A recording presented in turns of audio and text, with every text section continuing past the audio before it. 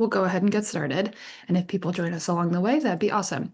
So yes, as I mentioned, good morning from Brunswick, Maine. Good afternoon, evening, to those in other parts of the world. My name is Libby Bergeron. I use she, her pronouns, and I'm an Associate Dean of Admissions here with Bowdoin College. We have the next hour or so together to talk about the college admissions and application process. I will kind of be giving a very broad overview of the application process. I will add specific anecdotes about Bowdoin. I will kind of infuse pieces of the Bowdoin admissions process so that if you are thinking about applying to Bowdoin, you have a sense for kind of what we're looking for and what our process looks like.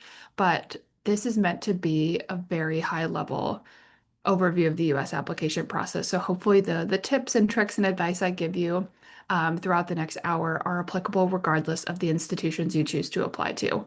Um, if you have questions, this is a pretty dense presentation. I will be transparent about that from the front. So if you have questions, please put them in the Q&A. I will probably not get to them until the end of the presentation. I will just go through my talking points and then we'll chat at the end. But the Q&A should be open for you to engage with. So throw your questions in there and we'll get to those at the end. But on that note, to make the most of our time together, let's jump in. The US college application process, September 2nd, starting now. So I like to start the process, talking about the process by thinking about the meaning of fit and thinking about the fit each individual has for an institution and kind of how you identify fit. So what is fit? That's probably a great place to start. It is your potential to grow, thrive, and meaningfully engage while you're in college, and then ultimately, hopefully, kind of beyond college. It's also your potential to be happy in a particular undergraduate community. Fit is multi-dimensional. It is academic, it is personal, it is financial. It is thinking about all of the different ways that you could see yourself thriving at an institution. So maybe a particular institution has the major or majors that you're interested in studying, the departments you're interested in studying. Maybe it's in a part of the world that seems really interesting and intriguing to you. Maybe you're very into kind of outdoors activities. So you like to hike, you like to ski, maybe. Maine might be a great place for you. We have access to kind of outdoor activities. And then financial, we'll get into the kind of logistics of financial aid in the process, but are they able to meet the need that you and your family might need in order to be able to attend college in the United States? So there's a lot of different considerations, and maybe you'll find fit in all of these categories, but maybe there's just a couple. So know there are a lot of different ways to be thinking about it, and it is ultimately, again, the best decision for you, where you will thrive and where you will find your happiness in college and beyond. So investigate your options. At the very basic level, at the first step, do your research. Start looking up. I know there's thousands of colleges within the United States, so it's easy for me to say, look it up, find your options. But, are you excited about engineering? Are you excited about studying artificial intelligence? Are you excited about studying English literature? Maybe just start a Google search. That's, best colleges for engineering in the United States, best colleges for English literature in the United States, very basic research, but then kind of digging deeper and being like, okay, this is in the part of the United States that I'm interested in, or, these colleges do meet 100% of financial need. There are ways to kind of narrow down your search. There are a lot of different tools online that can filter. But explore also online, and maybe some of these colleges will also send print materials. A lot will not, unfortunately, send print materials internationally, but they will. I know Bowdoin attaches PDFs of our print materials on our website. So you still have access to those. It's just on our website rather than being sent out. Um, Keep track of schools that interest you as you craft your list, whether that's, a list in your notes app on your phone, or maybe it's a actual physical notebook that you write things down. But, write down, Bowdoin College at the top and be like, located in Maine, seems very outdoors oriented, options to hike And ski in Maine offers environmental studies and English literature, um, anything that's interesting to you right under each of those colleges that you find, and then you can hopefully distinguish between the few that you find as you start to go through, because we all start to blend together on some level. But I think coming to these webinars, engaging as you can, is very helpful. And so that's my final tip: is join mailing lists, because they will send you. Um, Hopefully not too many emails, but they'll also let you know about webinars. So join those webinars as you're able. Hearing from us, I think, is a very helpful way to distinguish colleges, because you get to hear a little bit more about each of our personality, and what's exciting to us, and what makes us distinct. Even if we are only, an hour away from each other within the United States, we maybe have different kind of academic and social offerings. So joining events, joining mailing lists, seeing what's available is always helpful. And my call to the students is ultimately that this is your process. You are the only one in consultation with your family who can decide if a particular college or a set of colleges feels like a good fit. You will know when a college feels right to you, when a community feels like a good match for your academic, personal, and financial needs. And then when you do find those college or colleges that are a good match for you, it's time to get started. It's time to dive right into that college application process. So now, the logistics, the details of applying to college. So, big picture overview of the application itself, like the physical application that you will submit to us. There are a few different application types that you will hear. The most common are the common application and the coalition application. I'm not familiar with many using the universal anymore, I'll be honest. Some institutions will have a school-specific application, so look out for that as well. There might be some institutions in which you have to fill out a separate application just for them. But most colleges these days either use the common application or the coalition application. Regardless of which application type you choose to apply with, we're asking for the same information. They involve the same fundamental components. Background information: where were you born? What's your birthday? Um, where do you attend school? What does your family unit look like? Your academic record, kind of asking maybe GPA information. I know that looks a little bit different for international students. So if you don't have a GPA, or maybe you have grades from final exams you can report, we'll ask for those. Writing samples, essays, supplemental essays. We'll ask about your school and community involvements. We will ask for letters of recommendation, usually from a counselor or a school administrator and teachers that know you well, and then some optional materials. These are all the pieces that we'll go through.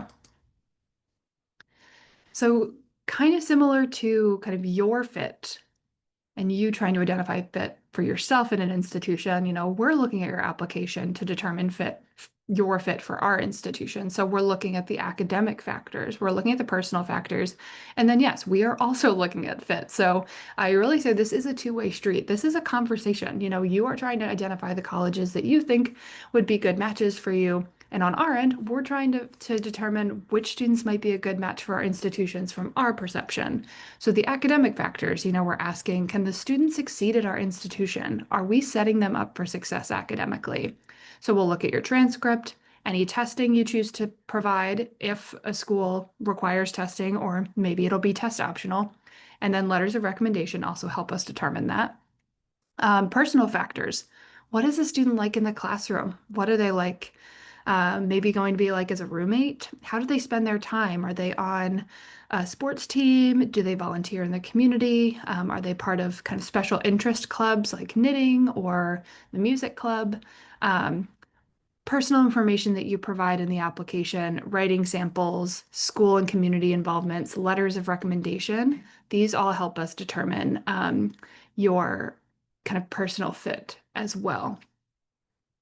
And then overall fit, kind of using both these factors together to determine how will the student contribute to our campus. And that is, I think, the question, I'll say it probably multiple times throughout this presentation, that's underlying all of our kind of conversation and review of an application. Context. This is something that I like to talk about a lot because, particularly for international students, I think it's helpful for you all to know that we are looking at you and your application in context. We are not comparing students from China to students from Japan to students from Kenya. We are trying to understand, and even within those countries, I'll take a quick moment to say, like, you are, understood within the context of your school within Shanghai and not the school next to you. Even if it's down the street, it's a completely different school. The offerings will be different academically.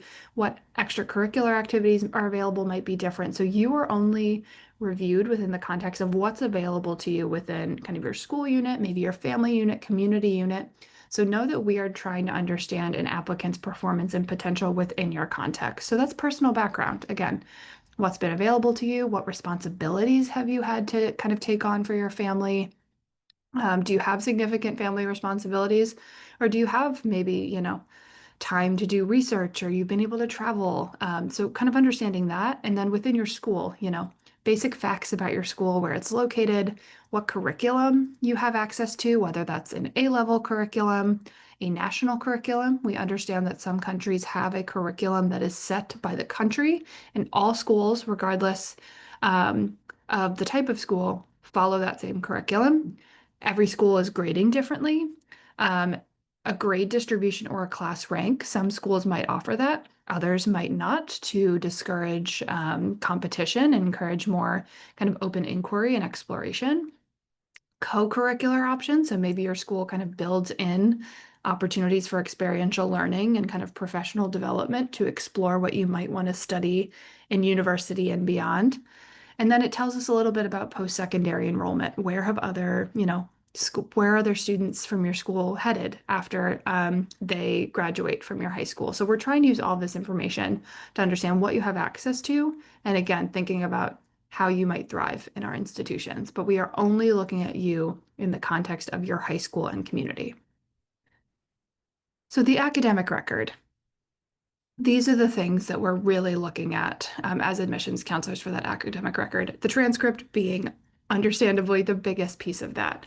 And again, going back to that context piece, we'll know whether you've had access to advanced placement exams, whether you've had access to the International Baccalaureate curriculum, whether you've had access to A levels or a national curriculum. So we only review you within the context of what's available to you. And so we'll assess the rigor of your program within that. And then we're hoping for, strong grades, or at the very least a positive grade trend. I always understand that the first year of kind of secondary school can be really challenging. It's a pretty big jump, and there's a lot of kind of personal and academic transitions happening. So maybe your ninth grade was a little bit rocky, but if you continue to do well throughout the years of high school, senior year grades matter. That matters just as much to us because it shows that you're resilient, that you are motivated, and you've kind of put the work in to be successful. National testing, if applicable, is helpful, and most schools will need a final kind of national exam if your school or country requires you to take a national exam to graduate from high school. So know that national testing will be included in our review of your academics. Academic interests, and standardized testing. We'll talk a little bit more about standardized testing, but no, many colleges in the country, including Bowdoin, are test optional for all applicants, regardless of citizenship. So that's SAT, ACT, and English language proficiency testing for Bowdoin.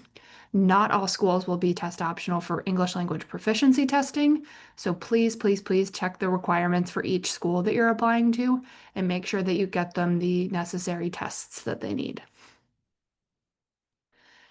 School and community involvement. The first thing I tell all students, domestic and international, please include all significant commitments outside of the classroom. Understandably, students jump to, when they're thinking about the school and community involvements for themselves, they jump to the activities that maybe they're involved with in school. So that's sports teams, that's debate team, a teaching assistant. But we also care if you have significant family responsibilities, if you have a part-time job, if you are volunteering a lot on the weekends, if you enjoy making music in your free time. All of those things matter. So that this is when I also tell students to be mindful of quality versus quantity. I think the Common Application gives you 10 spaces to list activities. You don't have to fill all 10 spaces if you don't have 10 activities. Four, five, six activities is completely fine. We would so much rather see four, five, or six activities that you've deeply engaged with. We can see how many hours per week and how many weeks per year you've engaged with the activity. So if you have four activities that you spend all of your time doing, that's wonderful. You don't need to go find six more activities to go fill up the space. We really want you to be thoughtful in what you're sharing with us. And so that also means providing thoughtful descriptions so that we can understand the activity and get to know you a little bit more through the activities you choose to engage with. Also know that the selection committees at institutions, we recognize different manifestations of leadership. So yes, absolutely tell us that you are president of the debate team or vice president of the um, Spanish Honor Society. But also know that if you are the caretaker for your siblings, if you bring them to and from school, if you are the family dog walker at night because your parents get home late, so you get home from school and take the dogs for a walk, that's leadership. You know, you are stepping up in your family unit.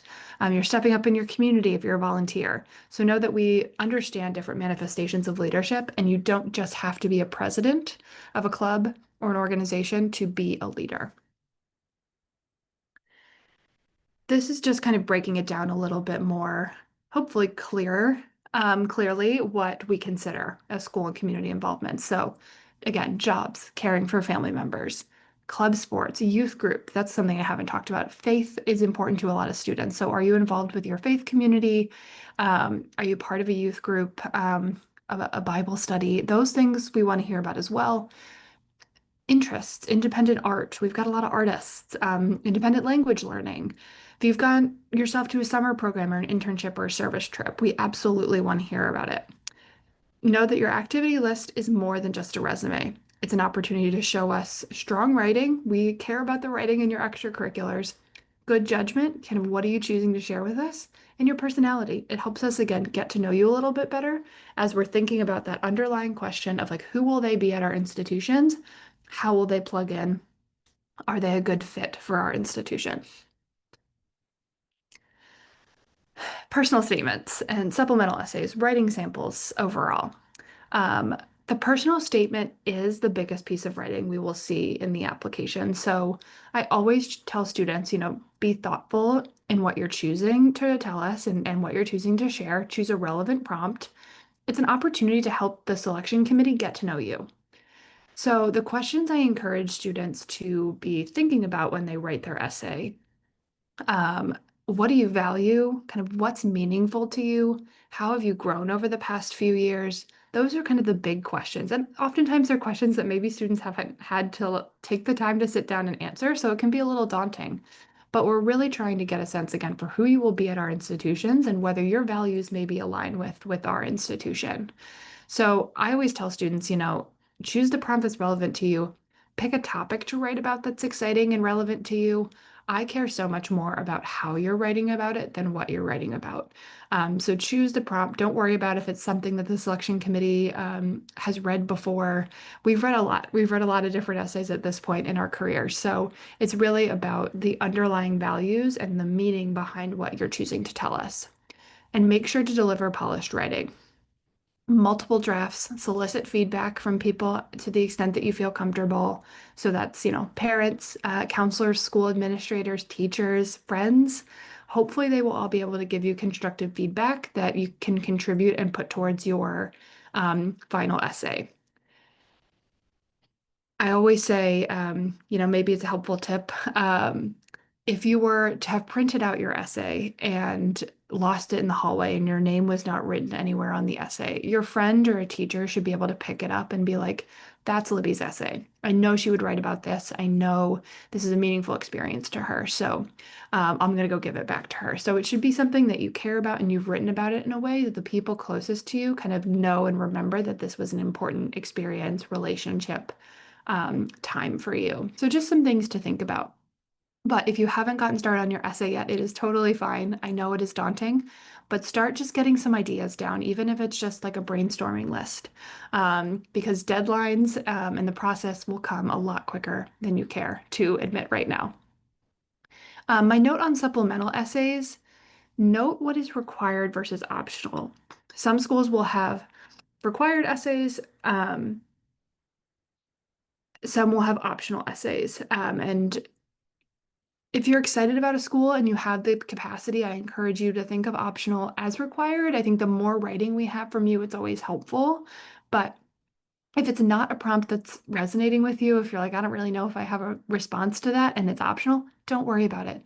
But make sure at the very least you're responding to the required pieces of the application, the required supplemental essays. I really like the supplemental essays. Bowdoin has two, for example, one of which is optional. And I think they're helpful because they help us provide, or they provide for us insight into fit at a specific college. They are, to me, they're your chance to let us know like why you've taken the time to submit an application to Bowdoin. Why have you kind of written this additional 250 word essay? What about the Bowdoin community has resonated with you that you've chosen to submit the application and write this additional essay? So it just gives us that little extra piece of like, why Bowdoin? And everybody's kind of asking the same question with a different prompt. So think about it this way. And hopefully that's a little bit helpful when you're writing the supplemental essays. Um, Supplemental essays are usually shorter. So again, the personal statement's like 600 words. Supplemental essays are often 250-ish. So they are a little bit quicker intentionally. We don't want to make you write multiple kind of full essays if we don't have to. We don't want to make it too painful for you all. But hopefully the 250 word limit is just enough to kind of get some ideas flowing, but also communicates to us why you're excited about our colleges and why you've taken the time to submit the essay. Some additional kind of prompts about or approaches, tips for the personal statement. Choose a topic only you can write about. Again, even if it's, writing about sports, which we've read a lot of sports essay, or even if it's writing about the service trip, you will have had a specific experience within the sports team or within the service trip. Um, and it's also hopefully, maybe you've mentioned that you went on a service trip in the activities list, or maybe you mentioned that you were on the soccer team on the activities list, but you didn't talk in depth about the specific experience that happened on the soccer team or the specific experience that happened on the volunteer trip.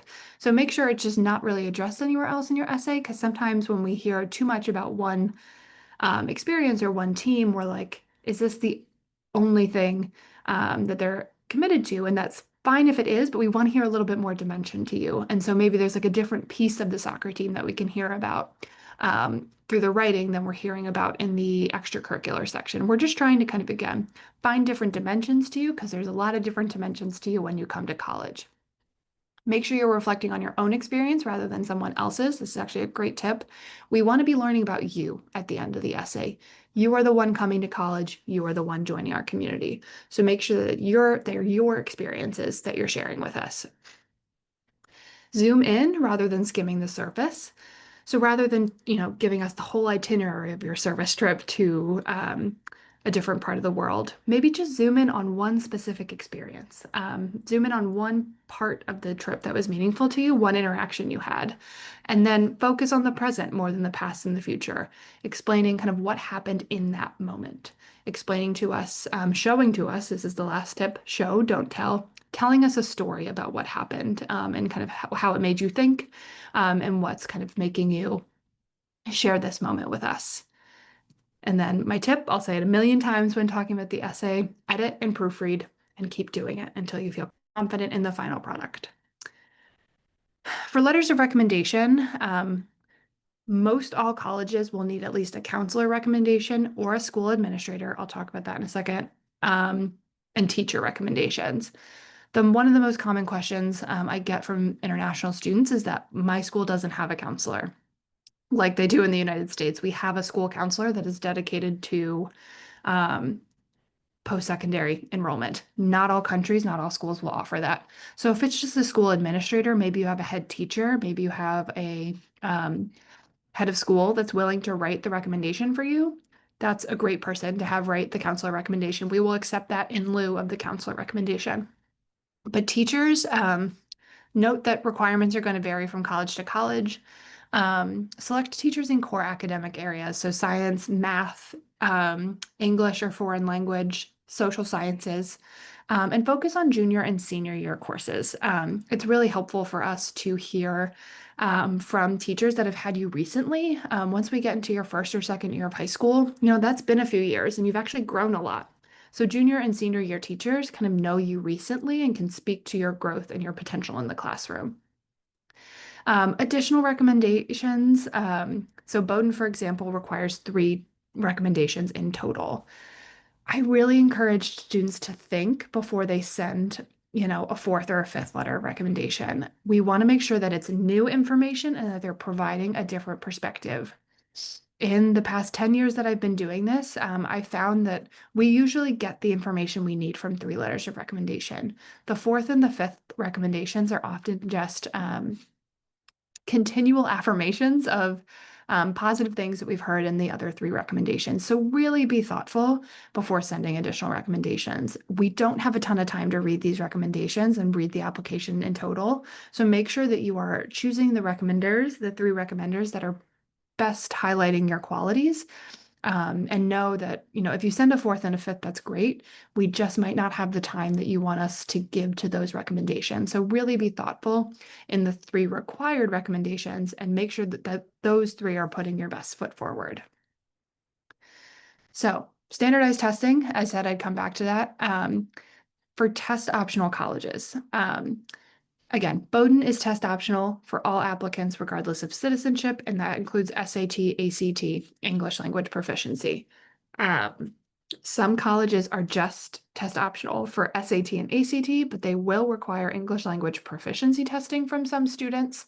And then within that, they might require certain tests to be taken. For example, not all schools may offer the Duolingo English test or accept the Duolingo English test. So really just making sure you know those requirements and which are optional and which are not. A lot of colleges are also changing their testing policies. So again, that's good research to be doing and making sure that for the colleges that require testing, you have the tests in order. An interview. Some schools will offer an interview, many will not offer an interview, particularly, unfortunately, for international students. Or if they do, they can be done with an alumni. So if you're thinking about an interview, can be a great opportunity to get to know the school a little bit better and let them get to know you. But no, it is completely optional. Most particularly for international students, just because of the time that we have or don't have, and we want to be mindful of your time as well. But no, interviews can be a great way to connect with the office and get to know a little bit offices and get offices and students to know each other a little bit better. Art supplements. If you're thinking about the arts or interested in the arts at all, they can be a really great opportunity to showcase your skill. Some schools in art supplement, you are saying, by submitting an art supplement, you're saying, I'm excited to major in theater. I want to be a dance major. Other schools like Bowdoin, you can say that you're interested in being a dance major, but you also might just be saying, I really like photography and I've been enjoying it as a hobby for the past 4 years. Here's some of my kind of prints.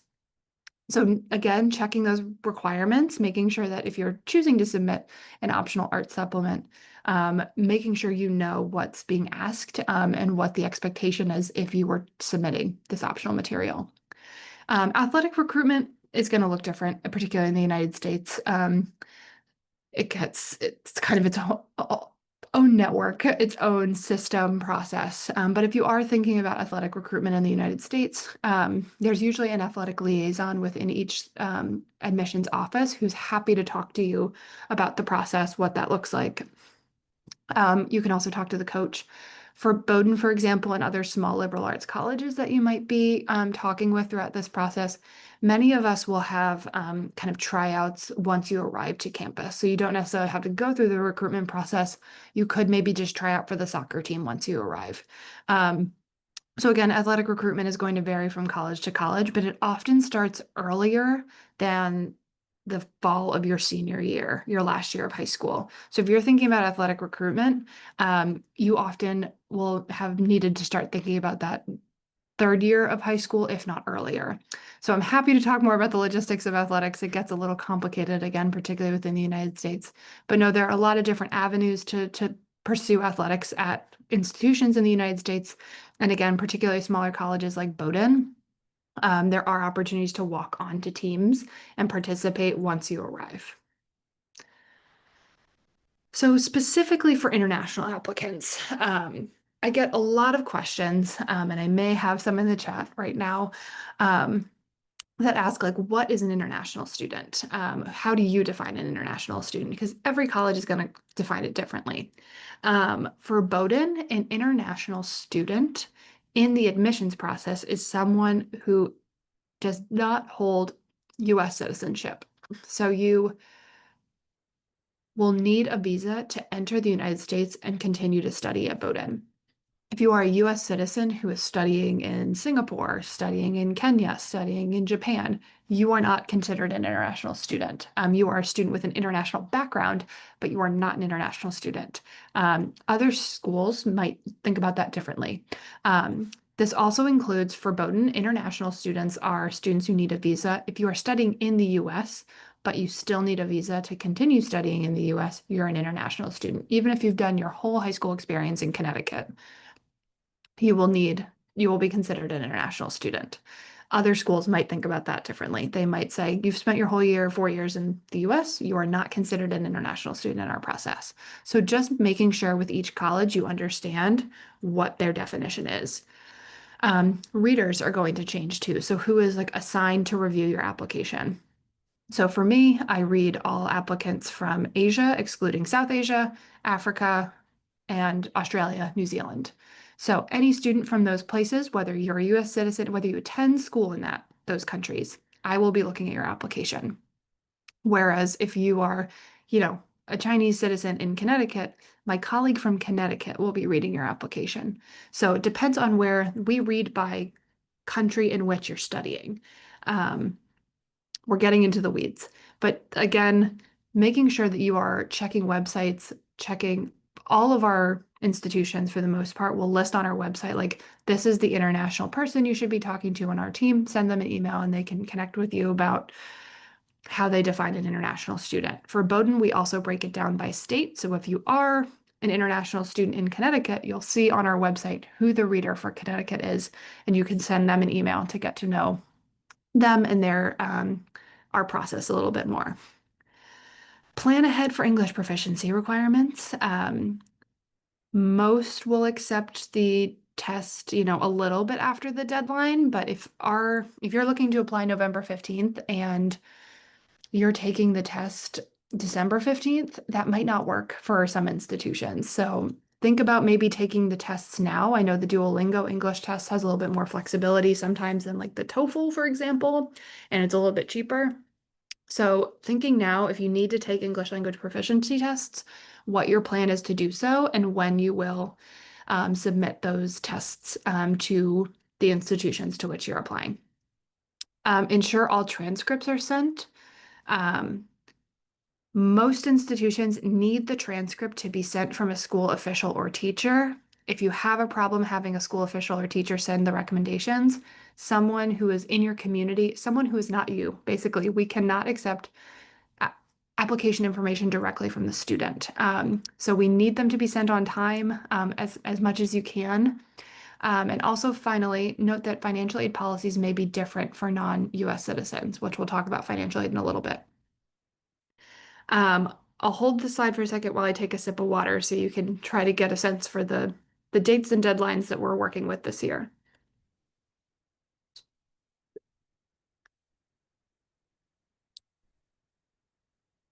So the first thing we'll talk about is early decision versus early action. Early decision is binding, which means that if you apply October 15th, November 1st, or November 15th to a school with early decision, you are saying, I want to be part of the school. If I'm admitted, I'm enrolling in the fall, and I'm withdrawing my other application. So it is a commitment to that school. Whereas early action, you're just applying early, but it is not a commitment to applying to that school. You have some time to decide. May 1 is usually the final decision deadline for early action and regular decision institutions. For early action, you can also apply to other schools' regular decision. So January 1st or January 15th is usually the regular decision deadline. Bowdoin's is January 5th, so we're right there in the middle. But regular decision, you can apply to a number of different schools, and then you will hear back and hopefully have some options in front of you, and then you can decide from there which school you choose to attend. So early decision is the only binding decision plan. Some schools may offer rolling admissions, excuse me, as well. So that's when you can apply kind of whenever throughout the fall, and really decide. You'll still have that May 1 deadline of when kind of you're committing to a college, but you can apply kind of at a time that works for you. For Bowdoin, we have a November 15th early decision deadline and then a regular decision deadline of January 5th. We also have a second early decision deadline on January 5th. So we have two early decision rounds and a regular decision. So two binding decision plans and one kind of open enrollment plan.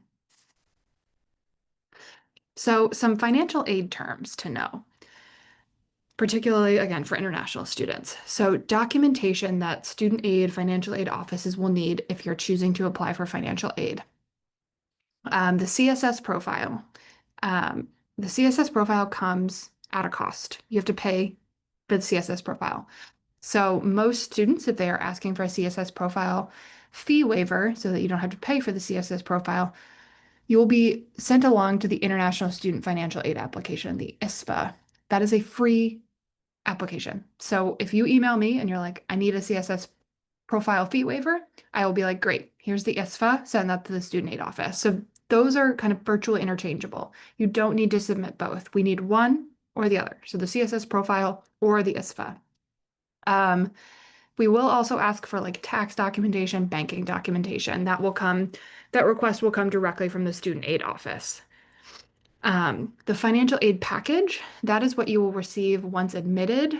It comes as long as you've submitted the documentation on time and you submitted the information that the student aid office needs. They will pull together a package that tells you this is how much the cost of college is, this is how much aid we are giving you, this is how much you owe every year to Bowdoin or to any institution. So it'll kind of break down costs and what you owe to the institution. Merit aid versus financial aid. Financial aid is need-based. That is based off what you and your family can or cannot contribute towards the cost of an institution, whereas merit aid is based off your academic prowess, athletic talent, talent in debate. Every school offers merit aid in different areas. Bowdoin, unfortunately, does not offer merit aid, but other institutions on your website, you might see that merit aid is available. A financial aid portal. There's an admissions portal, an application portal at Bowdoin, and within that, you can also receive financial aid information. That is where you can see if you're missing any documentations, you can communicate with the student aid office through the financial aid portal, upload any new documents through the portal. So it's just kind of like a one-stop shop for financial aid information. And then the expected family contribution. So EFC, this is a term you might see throughout the process. So this is the amount your family has the ability to absorb for 1 year of college costs. It is not the same at every school, and it is not what you pay for college. It is what kind of we subtract that from the cost of the institution, and that gap between what you could pay and the cost of college is what we cover. And we kind of work that out and negotiate that with families if there are any questions or concerns. So financial aid is going to differ by institution. Every institution does financial aid a little bit differently. Need aware versus need blind admissions, and then need-based aid versus merit-based aid, which we talked about a little bit. Need aware versus need blind. Need aware means that an institution may take into consideration the fact that you and your family have applied for aid, financial aid in the admissions process. Whereas need blind, we are not looking at the fact that you've applied for aid in the admissions process. That is not a part of our admissions decision-making process. So need aware versus need blind is a big thing you might hear in institutions. Bowdoin is need blind for international students. Many institutions are need aware for international students. Again, you can obtain waivers by writing to admissions offices, letting us know, hey, how can I get a waiver? And then asking, does the school meet 100% of need? Um, we're getting towards the end here, and I want to make sure I know there's questions coming through. So I'm going to try and do this in the next like 5 minutes. So we have 15 minutes for questions. So different types of aid, institutional scholarships, again, merit scholarships awarded in recognition of student achievement. Be aware if they are renewable, or if they need to be renewed or not. It might just be a 1-year scholarship. Not offered at every college. This is probably the thing I've said the most. Check requirements. Check every college for their details and for how they are kind of navigating aid and requirements for admissions differently. Sometimes there are separate applications for these institutional scholarships. So check deadlines and make sure that you are kind of up to date. There's going to be a lot of deadlines you need to keep track of. So write things down, even if it's in a notes app on your phone, as much as you can. Some applications for scholarships may be as early as November. Grants, institutional grants, that's based on families' financial kind of need or eligibility. This can include work study at the institution. Most financial aid is need-based. Loans and external scholarships, we don't spend too much time on in this presentation, but no, you are able to take out loans. They would kind of be within your own country, within your own kind of system. Unfortunately, you cannot get loans from the US government as an international student, but maybe you receive external scholarships that could go towards your financial aid and cost of admissions as well. So, quick overview just of Bowdoin's international student admissions and, well, financial aid, excuse me, policy. We meet 100% of demonstrated need. We provide institutional grant with no loans, so your financial aid package from Bowdoin will not include loans. So all of the financial aid you receive from Bowdoin is not money you have to pay back to Bowdoin. And then we are need blind during our review process. So we are not looking at whether you and your family have indicated you're applying for aid in the process. We are one of only 10 colleges and universities in the US that's need blind and meets full calculated need of every student we admit. I did it. We made it with a few seconds or a few minutes left on my 5-minute timer. Questions. I know some have been coming through. I would also like to say, I am very aware that I just threw a lot of very dense information. I gave you fair warning, at you about the process and about the whole admissions process. So let's see what questions are coming through that I might be able to help with.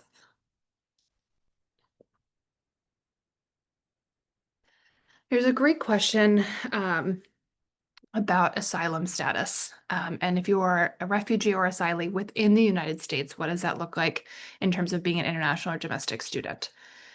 If you are in the US and you are a refugee or asylee in the process of applying for that status, you are considered a domestic student because you're in the United States and you are kind of a refugee asylee. So that is a different category, but you are only a domestic student if you're a refugee asylee, unfortunately, in the United States.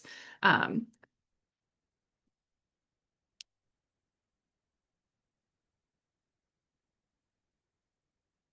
see.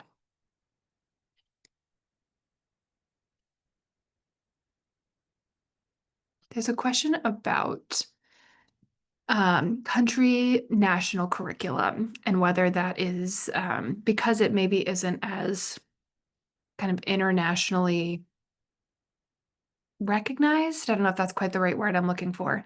As you know, an A-level curriculum, IB curriculum, which is more of an international curriculum. Does that put students at a disadvantage? And is this something to be worried about in the admissions process?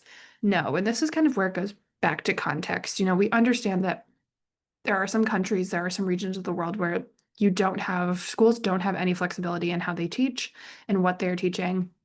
they're teaching the national curriculum, and then there's a national test at the end that grants you your kind of final diploma for college or for high school to enter college, and that's fine. We are really then looking at how you've utilized that curriculum through the letters of recommendation. I think are really helpful for national curriculum students because teachers and administrators will let us know, kind of how you stood out within your context. How were you as a student? Did you take your time to, when you were done with your work, did you turn and help a friend who was maybe struggling with the math set? Or did you come and ask for extra help?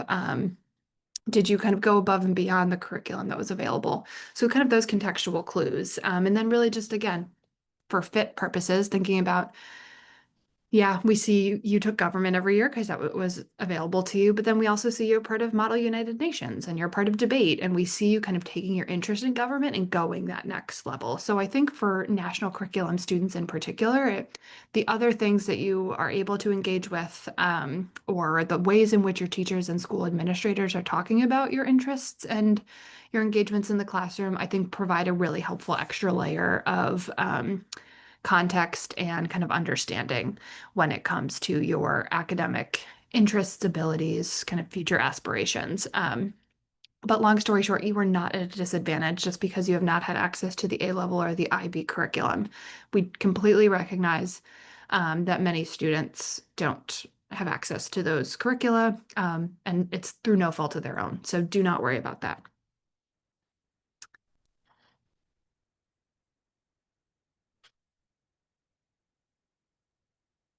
So, question about kind of school activities. And they're saying my school activities are, maybe less compared to what I do off school, out of school, maybe on the weekends, maybe during the summer breaks. Is that going to have an effect on the strength of my application or your application? No, it's totally fine. We, I, international readers understand that, particularly with international context, the extracurricular or the activity within school in some ways is a very American concept. There are a lot of clubs and organizations and schools within the United States, and international schools don't operate the same way. They have maybe a general meeting, but they have some sports teams, they have a debate team, but they don't have, all the special interest clubs that you might see at a US high school. So we are understanding that that concept might be foreign for students, and that they volunteer on the weekends. They have found a book club with their friends outside of school. We've got a lot of people interested in helping like stray cats in their community. And so maybe that's something you've picked up. You've done research outside of school. And so we take that into consideration. And again, we're really just trying to understand you and how you've taken advantage of opportunity, regardless of whether it's in or out of school. And we recognize again, I'll say it every day if I have to, that we understand not every student necessarily has access to the same opportunities. So maybe you have significant family responsibilities. You pick your siblings up and take them to school every day. You help them with their homework. Kind of you are basically a caretaker in your free time, and that's okay. And so you haven't had time to join the debate team. But what kind of values and qualities and characteristics are coming through in the ways in which you've helped your family? We see the empathy coming through. We see the motivation. You're helping, full time take care of your siblings while also doing school. Like that is impressive to us. So no, for those listening who might be like, but I haven't had the opportunity to take advantage of extracurriculars, that's okay. It looks different for every student, whether that's in school or out of school. We understand. Okay. Do you need to reapply for financial aid every year? Great question. Yes, you do. We do need you to reapply for financial aid every year. You'll be reevaluated for financial aid every year. And the student aid office will work with returning students to get the documentation they need, and walk through any significant changes that might come. I don't hear of many significant changes regularly, but if there were to be any surprises, they would talk students through. So yes, thank you for asking that. You do need to reapply for financial aid every year.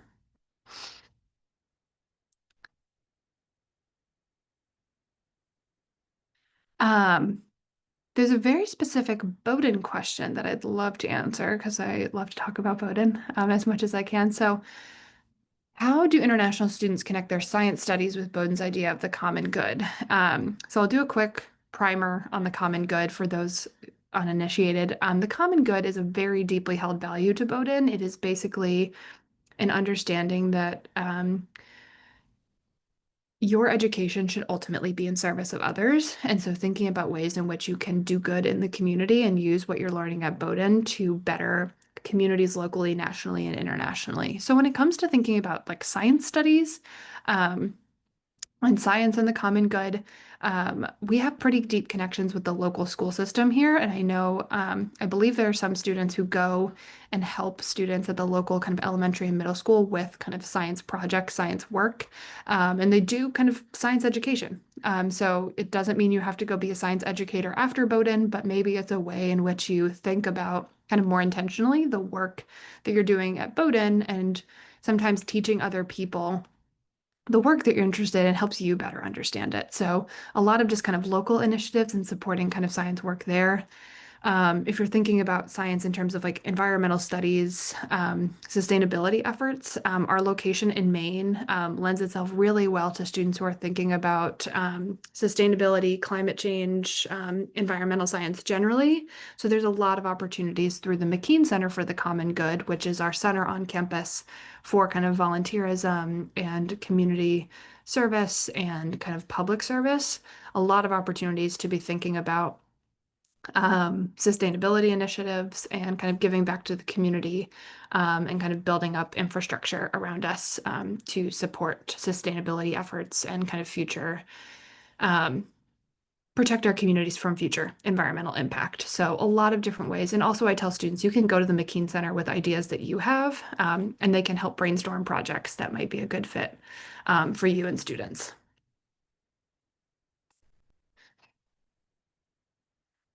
There's a question about translation of documents, and I've read that one cannot hire a certified translator for translating documents. How can one who lives in a country where the national language isn't English, provide translated document otherwise? So some schools will require you to have used a certified translation service. Bowdoin does not require that. We just ask that it's translated because unfortunately, our office has limited foreign language skills, and we receive some pretty wonderful applications across the world. So we want to make sure that we are able to understand your curricula properly. So if you're able to hire a certified translator for translating documents, that's great. We've also just had, an English teacher at school translate it for students and submit it to us. So if you have an English teacher, a teacher at school, school administrator, that works just as well. You do not need to pay a service to translate the documents if that is beyond your means. But we do need it translated into English, please.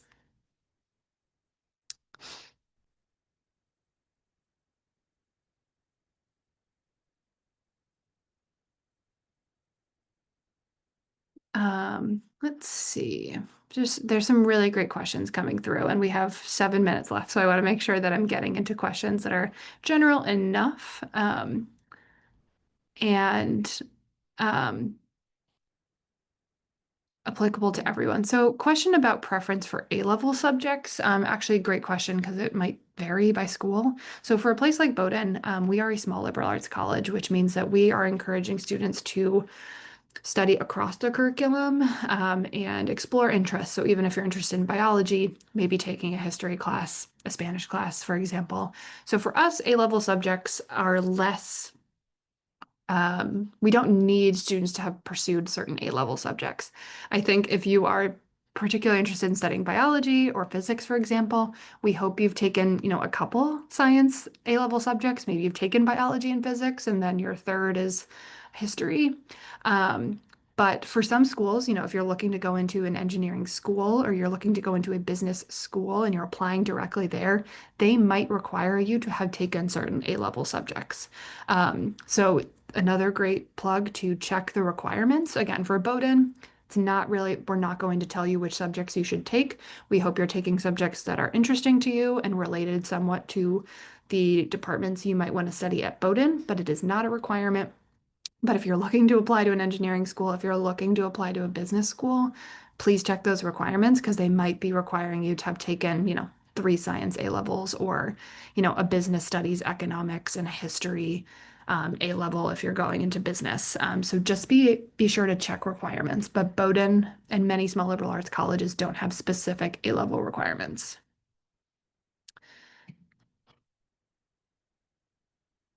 Let's see.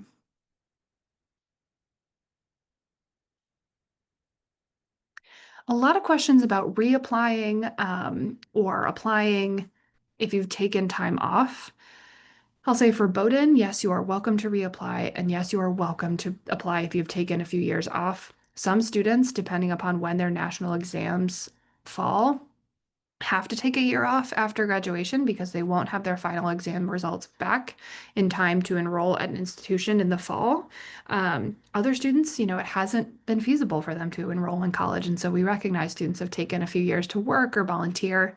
We just encourage you, whether you're reapplying or taking some years off, or whether you're applying early, I guess that's an option as well, just letting us know kind of why you made the decisions or had to make the decisions you did, what you've been up to in the past few years in your time off, while you're ready to engage with a college community now. The only hesitation I'll have is if you have enrolled at a higher education institution, if you have enrolled at a college or university in your country and taken classes towards a degree, you would be a transfer student, not a first year student. So that is the distinction that we would need to make sure we're understanding before we tell you which round under which to apply. If you have completed a degree at another institution and are looking to complete another bachelor's degree at Bowdoin, unfortunately, that is you are ineligible to apply to Bowdoin. We do not accept students who are looking to complete another bachelor's degree. Um, Question about interviews for international students, which is a great one. And then I'll wrap it up with some kind of final advice. Interviews, again, optional at Bowdoin, optional at many institutions just because of the availability of interview slots. And many students or many schools don't offer many interviews. So if you're not able to get an interview, do not worry about it, whether that's at Bowdoin or another institution. Many institutions are optional. They're really just a conversation, though. It's an opportunity for us to get to know you a little bit better, learn about your interests academically. How are you looking to spend your time outside of Bowdoin and or any other institution? But then it's also, I say, a great time for you to ask questions of the admissions team or the student interviewer that you're engaging with. I think it's a great, I always say it's a fact-finding mission. It's an opportunity for you to learn about the institution that you are thinking about applying to. So ask questions, ask what it's like to be a student in the classroom. What's their favorite club or organization? What's their favorite tradition on campus? What's it like on a Saturday morning? Just trying to get a feel for the community. I think particularly for international students, I mean, many of you don't have the chance to visit the school before you apply. So asking questions to try and really put in your mind's eye what the community will be like, and whether it's a good fit academically, socially, it's a good opportunity to determine fit. Kind of going full circle on the presentation here. It's a great opportunity to get to know the institution more and determine your personal fit academically, personally, financially for the institution. So even if it's not a formal interview, some schools might offer just kind of coffee chats or kind of virtual hangouts with students. I know Bowdoin usually offers a few casual meet and greets with students. Great time to just jump in and ask some questions and get to know students a little bit more. On that note, we've got 1 minute left. I am going to drop in the chat my email so that if you have any further questions, I know I did not get to all of the questions in the chat. I'm so sorry. Anything I can be helpful with, please let me know. You have so much time still to be reviewing kind of institutions that might be good fits for you, asking questions, doing your research, watching virtual dorm tours, virtual campus tours. Really ask the questions, be curious about the process, be excited. It is a really exciting opportunity for you to choose and find a community that's a good fit for you. Please let us know how we can be helpful. Again, questions about Bowdoin or questions about the admissions process in general, I'm happy to be helpful with. But on that note, I will let you all go. Enjoy the rest of your day. It's been great to chat with you a little bit about the admissions process, and we look forward to working with you. Bye, everyone.